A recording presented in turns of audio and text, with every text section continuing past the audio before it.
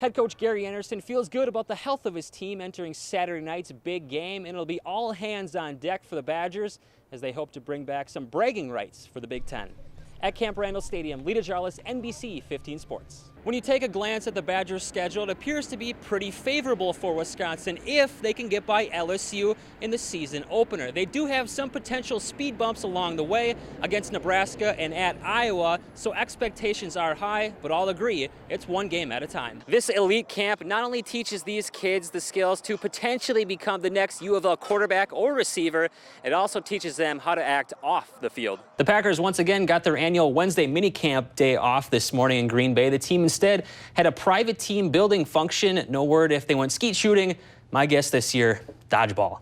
Both teams have had little rest coming into tonight's game, so along with the potentially bad weather we're expected to get here at Lambeau Field around 7:30, players will also be battling fatigue and recovery in tonight's game. We'll have much more on the game coming up later in sports. At Lambeau Field, DeJarlais, NBC 15 Sports. No doubt about it, Wisconsin will have a huge bullseye on its back when their season starts up November 14th. But until then, as Coach Ryan said, now we got some work to do. At Big Ten Media Days in Chicago, DeJarlais, NBC 15 Sports. Leo's name was picked out of thousands of veterans who just applied for the chance of winning a new house. Who signed him up was his family. It should be an electric atmosphere here tonight, and they're telling all fans who are coming tonight to get here early. They'll unveil that banner at 7:40.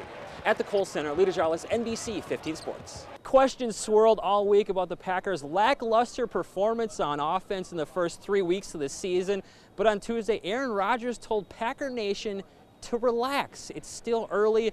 Then today, Rodgers goes out and lights it up, throwing for 4 touchdowns and 302 yards. Last night, it appeared the Brewers would move to at least 3.5 games up in the division, but as we found out once again yesterday, never count your chickens before they're hatched. Unfortunately for the Packers, they'll leave Lambeau Field here on Saturday. They'll head up to Minnesota to take on the Vikings. After that, though, they're back here again for 2 more games just after Thanksgiving, where they'll hope for some good home cooking. At Lambeau Field, DeJarlais, NBC 15 Sports. Tonight will be a great first step for Wisconsin in the race for the conference title. That being said, Coach Sheffield said earlier this week, the most important thing coming out of tonight's game isn't winning, it's improving. At the Fieldhouse, DeJarlais, NBC 15 Sports. 2009 was the last time Wisconsin played Duke, upsetting the Blue Devils at the Kohl Center. Tonight is the much-anticipated rematch. Both teams are ranked in the top 5. Both are 7-0, and both have coaches that are at the top of their games, respectively. One of the best basketball players I've ever seen in my life. It was so hard to defend her. She was always the one that you never wanted to play against, but you always wanted on your team. Well, the Wildcats got that wish as Nettles Bay transferred to Verona late last year. All of us were so excited that she was going to come because she was like West team and like it was just amazing. Things were looking bright in Verona, but before Ebony could even don a Wildcats jersey, she was dealt some unexpected news. She couldn't breathe, and they found a collapsed lung. Then the unexpected hit Ebony on October 3rd, 2013. She was diagnosed with cancer. Immediately when you hear cancer, you think like of dying, and you just think of the worst. Yeah, it sucks, but it's beatable. I couldn't feel my heart, like my heart just start pumping. Yeah, I couldn't do nothing but just hold her and just pray and just tell her we're gonna beat this. Shock, because 16-year-old kids like that don't get cancer. No one you know gets cancer. It's always somewhere else. And so the fight began, and like anything done with passion, Nettles Bay has not only pushed through the chemo and radiation, she has continued to play the game she loves so much. When I first got diagnosed, they said that it would be hard for me to play basketball because I'd be too weak, but then I told them like I have to. We were, inspired that someone going through something as serious as this was willing to fight and play with us. I'm thankful for it because it's saving my baby's life. Her playing basketball, her still finding her strength and believing in herself that she can beat this. As Ebony faces the biggest fight of her life, she hopes her most meaningful win isn't against Parker, LaFollette, or Middleton. It's against the disease that is threatening her life. It inspires me to want to beat it more and be stronger because I know that there's people looking up to me. I look at her and some days I be in tears because I need her. She's just a beautiful person. She's my hero. She's very inspiring to others. I just be glad when we beat this. Behind the 230 U.S. Olympians in Sochi, there are thousands of coaches, family, friends, and fans, as well as officials. A referee in speed skating is very much a behind-the-scenes person. And Madison native Dan Immerfall is one of those officials. Dan Immerfall, he is the chief referee for this competition. My job's a lot different from a football or basketball referee. If everything runs the way it's supposed to, you'll never even know I'm there. Immerfall is the head referee of the International Skating Union and the head speed skating judge in Sochi. The referee is a guy that's in charge of the whole competition.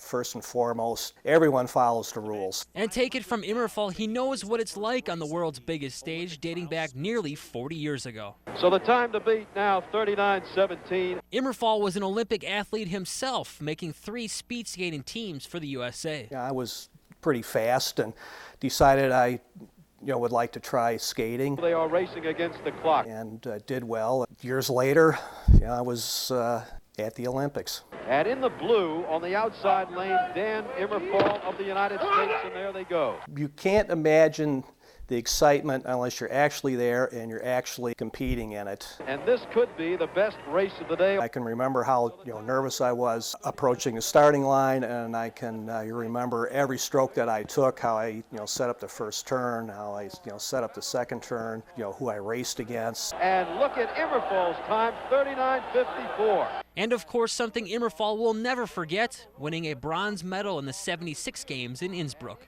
And in line for the bronze medal, this gentleman right on your screen, Dan Immerfall of the United States. One of the most exciting points in my life. And he seems to be a very happy gentleman there. He skated a wonderful race. After 2 more Olympics, Immerfall retired from skating, but continued to stay involved in the sport he loves, becoming a coach, then referee, after he was inducted into the National Speed Skating Hall of Fame. Well, it's just one way for me to give back to the sport, something that gave an awful lot to me. This is NBC 15 Sports. Ryan Braun was back in the lineup today, but in the 2 spot as red-hot Carlos Gomez remains in the cleanup role as the crew tries to put back-to-back wins together for the first time in over a week. Willie Peralta really good on the mound today. He strikes out Giancarlo Stanton with the breaking ball. Peralta 6 innings strong, 5 Ks. But he runs into a little trouble in the second. Jared Saltalamacchia ropes one down the line. Former Brewer Casey McGee scores to give the Fish a 1-zip lead. Brewers trying to get on the board in the 6th. Mark Reynolds singles to left. Ryan Braun would have scored, but Gomez gets greedy and is gunned down at 3rd to end the inning before Braun can score, so it's still 1-0. Brewers finally crack the scoreboard in the 8th. Jonathan Lucroy goes off the wall and right. Braun scores to cut the lead to just 1. But that's how this one ends. Brewers lose it today, 2-1. At the Division III level, the Whitewater train continues to chug along on their quest for a World Series title, just 3 wins away from hoisting the trophy. Warhawks taking on State University of New York Cortland, a rematch of the 2005 championship game. Cortland takes a 2-zip lead, but the Whitewater answers in a big way. Casey Power, goodbye ball, just like that, it's 3-2 Warhawks. Cortland retakes the lead, but again, Whitewater responds. Mike Miro rips a shot to left, 2-run score to give them a 5-4 lead. Right now, the Warhawks and the Blaze are tied 6-6 in the 7th inning. Winner of this one plays St. Thomas tomorrow at 7 o'clock. Whitewater softball in a do-or-die game against East Texas Baptist in the D3 World Series. All Warhawks. Joe Jablonski gets the Hawks on the board with a 2-run shot. They're up 2-0 after 2. Jablonski does it again in the 4th. A deep shot to left. It just clears the wall. UW up 4-0. Very next batter, very same result. Sammy Seaman, goodbye ball. Ball game. Warhawks shut out East Texas Baptist 5-0 to stay alive. They'll get Tufts University, the defending national champs, tomorrow at 2:30.